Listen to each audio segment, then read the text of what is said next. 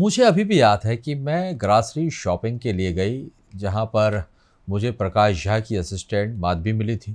उन्होंने मुझसे कहा कि त्रिधा, तुम विश्वास नहीं करोगी कि 1-2 दिन पहले हम ऑफिस में तुम्हारी ही बात कर रहे थे। एक ऐसी स्क्रिप्ट है जो मुझे लगता है कि सिर्फ तुम्हारे लिए बनी है। मैंने उन्हें कहा कि अभी तो मैं किसी और प्रोजेक्ट पर काम कर रही हूँ और उस समय मैं मेंटली कहीं और बिजी थी, पर किसी ना किसी तरह यह रोल फिर मेरे पास आ ही गया और प्रकाश झा सर ने मुझे बोला कि आपका ये जो प्रोजेक्ट है वो आपको करना चाहिए। और मैं उनकी बहुत शुक्रगुजार हूँ कि मुझे उन्होंने आश्रम जैसी मोस्ट पॉपुलर वेब सीरीज़ में काम करने का मौका दिया। ये कहना है आश्रम, स्पॉटलाइट, बंदिश, बैंडिट्स जैसी पॉपुलर वेब सीरीज़ में अपने अभिनय से लोगों के दिलों में अपनी जगह बनाने वाली त्रिधा चौधरी की। मैं भोपाल में अपने अपकमिंग प्रोजेक्ट की शूटिंग के लिए आई थी और इस दौरान उन्होंने न्यूज़ वर्ल्ड से खास बातचीत कर अपने सफ़र को साझा किया। हमारा मुझे तो वेरी नॉट एक्सपीरियंस से बात करते हैं, फिर आपका सवाल करते हैं भोपाल में। आप क्या जानेंगे, आप एक माइक्रोबायोलॉजिस्ट हैं। बिल्कुल। एक्टिंग में आपकी रुचि किस तरह हुई, कैसे आई, ये सफर शुरू हुआ आपका? एक्टिंग में कैसे रुचि शुरू हुई? डांस से बेसिकली। मैं क्लासिकल डांसर भी हूँ, तो साइंस पढ़ा है। हमेशा एकेडमिकली मुझे काफ़ी अच्छा लगता था इन्वॉल्व होना, पर डांस ने मुझे स्टेज फ्राइट से बहुत ही दूर रखा। क्योंकि आप जब सोलो परफॉर्मेंस करते हो स्टेज पे, कैमरा के सामने भी, इतने दर्शकों के सामने आप परफॉर्म करते हो, तो if you are a performer on stage you can be performer on screen also. जी, आपने बंगाली, तेलुगु, हिंदी, 3 भाषा वेब सीरीज के लिए काम किया, तो कहीं जो भाषा है कहीं बैरियर नहीं बनी? देखा जाए तो आप चौंक जाएंगे, मैं एक्चुअली हूँ तो बंगाल की हूँ, बट मैंने पढ़ा है हिंदी। ओके। हाँ, तो देखा जाए तो एक फनी सिचुएशन हुआ था जब मैं बंगाली लैंग्वेज में शूट कर रही थी, तब मुझे थोड़ा डिफिकल्टी हुआ था क्योंकि बांग्ला उतनी तगड़ी नहीं थी हिंदी से, तो उसमें थोड़ा डिफिकल्टी हुआ था मुझे। बात करें आपके डेब्यू की, तो आपका डेब्यू किस तरह हुआ? डेब्यू हुआ था, आपने शायद उनका नाम डेफिनेटली सुना होगा, श्रीजीत मुखर्जी। उन्होंने शाबाश मिठू किया था। आई मीन जिनसे नेशनली लोग उनको ज्यादा जानते हैं। एग्जैक्टली, तापसी के साथ। और वही मेरे फर्स्ट डायरेक्टर है फिल्म के। प्रसेनजीत चैटर्जी का नाम भी आपने सुना होगा, जुबली में देखा होगा उनको। सो इतने सारे स्टार्स के साथ जो मेरी पहली फिल्म की ओपनिंग हुई थी, उसका नाम था मिस्टर रहस्य, मतलब इजिप्ट मिस्ट्री। वही से शुरुआत हुई।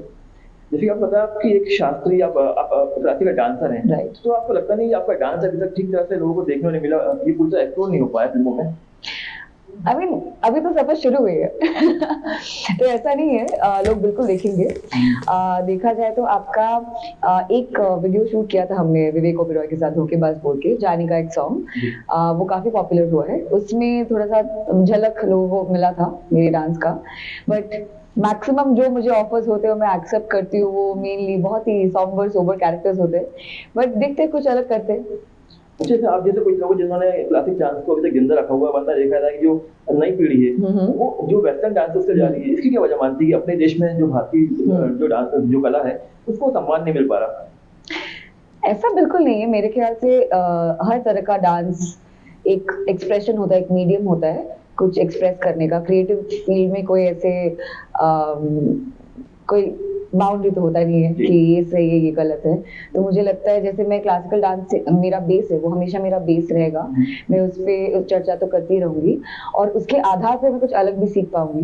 बट यस, मुझे लगता है कि क्लासिकल बेस होना, चाहे संगीत में या फिर डांस में, एक बहुत ही बड़ी बात होती है। अच्छा, बात करें आपके फैंस की तो जरूर जानना है कि आपकी फिटनेस का राज क्या है? हाँ, इसके बारे में मैं डेफिनेटली कुछ शेयर करना चाहूंगी कि ऐसा क्या होता है ना, जब हम एक्टर्स होते हैं हमें सिर्फ फिजिकली फिट नहीं रहना होता है, मेंटली भी फिट रहना होता है। तो इसी को लेके मैंने अपना एक वेलनेस आईपी यानी इंटेलेक्चुअल प्रॉपर्टी चालू किया है।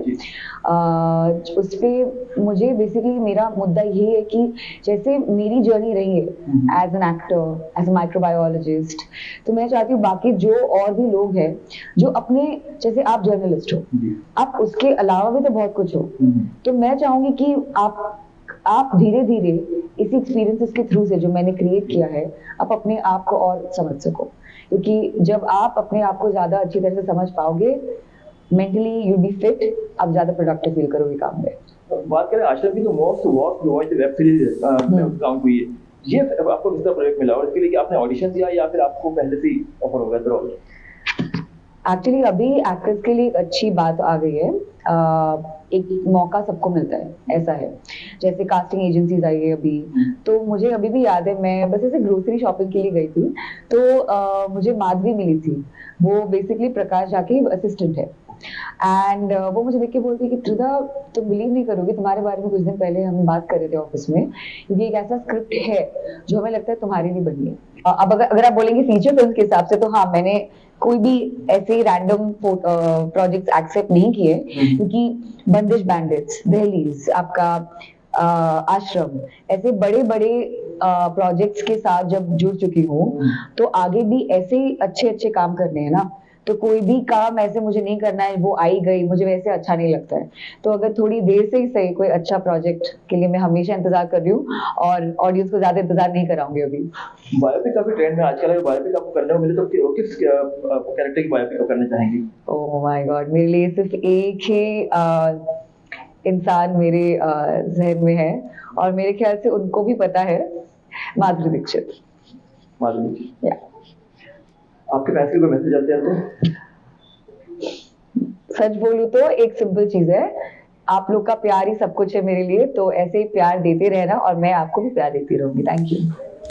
तो ये थी त्रिधा चौधरी, जिन्होंने अपना अभिनय तक हमसे साझा किया। जैसे कि मैं टेलीविजन के साथ देखते रहिए न्यूज़ पर।